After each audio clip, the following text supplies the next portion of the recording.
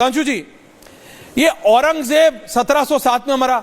आपकी तो हिस्ट्री मेरे से क्या बहुतों से बहुत बेहतर है, मेरे पास गलत नाद तो नहीं है। ये 300 साल बाद से भी ज्यादा के बाद ये कौन, ये औरंगजेब के इतने प्रेमी है जो पूरे देश में आतंक फैलाए हुए हैं। और ये मोडस ऑपरेंडी सुधांशु जी, नू हरियाणा आपको याद है, लोग पूजा करने गए थे, नक्सल टाइप अटैक, गोरिल्ला अटैक पहाड़ों से हुआ था। अभी महू मध्य प्रदेश और अब नागपुर। ये थॉट प्रोसेस सेम है सुधांशु जी? देखिए, मैं एक गंभीर बात कहना चाहता हूं। ये प्रोफेसर जुनैद हरीश साहब बैठे हुए हैं, इन्होंने बहुत अच्छा अध्ययन कर रखा है, ये काफी वेल रेड आदमी है। मगर जुनैद हरीश साहब को भी मैं सुन रहा था ज्वाइन करने से पहले, जब तक आपका कनेक्ट हो रहा था कोई टेक्निकल इशू की वजह से, तो इन्होंने कहा कि ताजमहल पे बुलडोजर चला देंगे। हरीश साहब, हम लोगों ने कभी नहीं कहा ताजमहल पे बुलडोजर चला देंगे, मगर ये पक्का जानिए, जिस दिन इस्लामी हुकूमत आ जाएगी उस दिन हनफी इस्लाम कहता है कि मज़ारे कुफ्र हैं और बुलडोजर चला दिया जाना चाहिए। और ये मैं हवा में नहीं बोल रहा हूं, इसी हिंदुस्तान में एक मजार तबाह की गई है, चरारे शरीफ याद है सर आपको, 90 के दशक में क्यों जला दी गई थी?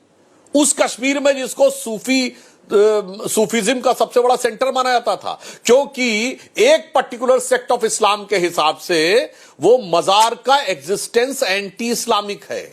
और फिर आपने कहा बम चला दिया गया। जनाब, आज तक कभी कोई ऐसा उदाहरण नहीं है कि किसी गैर मुस्लिम ने बम छोड़ा हो उसके अंदर, मगर बम वहां पे छूटते हैं जहां पर निजाम मुस्तफा है।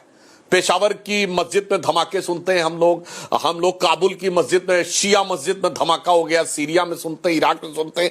तो आप पढ़े लिखे हैं तो ईमानदारी से जहां पे प्रॉब्लम है उसको एक्सेप्ट करिए, डिनाई मत करिए। अब मैं भारत में आता हूं औरंगजेब के इशू पे।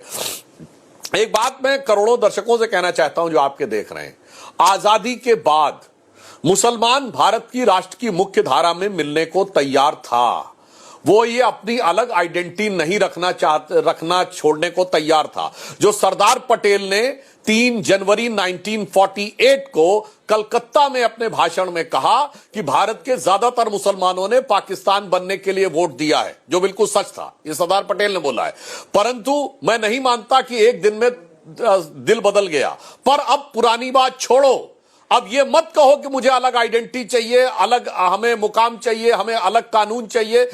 देश के साथ मिलकर कैसे काम कर सकते हो इस पे देखो। और अब मैं उदाहरण देना चाहता हूं, 1961 तक सुन्नी सेंट्रल वक्फ बोर्ड राम मंदिर के मामले में पैरोकार ही नहीं था, क्योंकि के मोहम्मद ने लिखा है कि मुस्लिम समाज का एक बड़ा तबका मानता था कि हमें इन चक्करों में नहीं पड़ना चाहिए। जो हिंदुओं के लिए राम मंदिर का महत्व है, मुसलमानों के लिए उस सो कॉल्ड बाबरी मस्जिद का कोई खास महत्व नहीं है। मगर किसने भड़काया? सेकुलरिस्टों ने और कम्युनिस्टों ने। यह किस मुसलमान ने मांग की थी वक्फ बोर्ड की? जब 54 में नेहरू ने किया है। मेरे विचार से एक मुस्लिम नहीं दिखा सकते जिसने कहा हमें वक्फ बोर्ड चाहिए। नेहरू ने कहा हम देंगे, चिंता मत करो। मदरसे की अलग मांग किसी मुस्लिम ने नहीं की। नेहरू ने कहा हम देंगे, तुम चिंता मत करो। फिर इंदिरा गांधी आई, उन्होंने कहा लो हम उससे ज्यादा देंगे तुमको, लो हम मुस्लिम पर्सनल लॉ बोर्ड बना देंगे।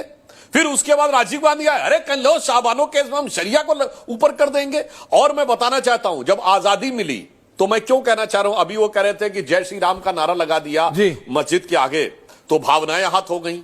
मैं लाखों दर्शकों से कहना चाहता हूं, बड़ा पुराना प्रसिद्ध गीत है, मन तड़पत हरि दर्शन को आज, मोरे तोरे बिन बिगड़े सगरे काज। शुद्ध भजन है ना। मैं दर्शकों से कहता हूं जाके देखिए किसने गाया है। मोहम्मद रफी ने लिखा, किसने है? शकील बदायूनी ने। और किसने इस पे संगीत दिया है? नौशाद अली। जनाब, वहां तो कोई समस्या नहीं थी।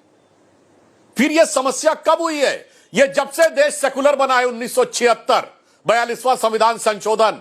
और इस सेकुलर वर्ड का ऐसा घनघोर दुरुपयोग राजनीतिक अर्थ में किया गया है कि वो मुस्लिम समाज, मैं वाटरशेड लाइन बोल रहा हूं, 1976 से पहले जिसकी पहचान थी बड़े बड़े शायर, बड़े बड़े नगमा निगार, बड़े बड़े कलाकार, बड़े बड़े फनकार, पिछले 25 साल में उसकी पहचान हो गई अपराधी और आतंकवादी। मैं और स्पष्ट बता देना चाहता हूं, 1976 से पहले मुस्लिम समाज की पहचान थी बड़े गुलाम अली, उस्ताद बिस्मिल्लाह खां, उस्ताद जाकिर हुसैन, साहिर लुधियानवी, जिगर मुरादाबादी, जोश मलियाबादी, हसरत जयपुरी, कैफी आजमी। अब पहचान कौन है? याकूब मेनन, इशरत जहां, जाकिर नायक, अबू सलेम, छोटा शकील, मुख्तार अंसारी, अतीक अहमद। एक मानसिकता की समस्या है। जुनैद हैरिस साहब, अगर मैंने एक भी फैक्ट गलत बोला हो तो आप बता दीजिए, मगर समस्या क्या है कि आज ईमानदारी से इस बीमारी को पहचानने की बजाय किसी की बीमारी आप पहचाने नहीं बल्कि उसको बढ़ाते चले जाएं, तो समझ लीजिए कि वो समाज अपने लिए तो समस्या पैदा कर ही रहा है और उसके साथ देश के लिए भी समस्या पैदा कर रहा है। इसलिए बिल्कुल ईमानदारी से एक्सेप्ट करिए कि मर्ज है कहां, और जिस मर्ज को आप कह रहे हैं आपको वहम होता है कि सब कुछ हिंदुओं की वजह से है, तो मैं कहना चाहूंगा, आपने हकीम लुकमान का नाम जरूर सुना होगा। मैं लाखों दर्शकों को बता दूं, जैसे हमारे यहां धन्वंतरी वैद्य माने जाते हैं, इस्लामिक परंपरा में हकीम लुकमान माने जाते हैं। तो एक बड़ा प्रसिद्ध शेर है कि इसमें क्या रखा है देखे है जो तू आन के पास, बदगुमा वहम की दारू नहीं लुकमान के पास। अगर वहम हो जाए, हर रोग का इलाज है, मगर वहम का कोई इलाज तो हकीम लुकमान भी नहीं दे सकते।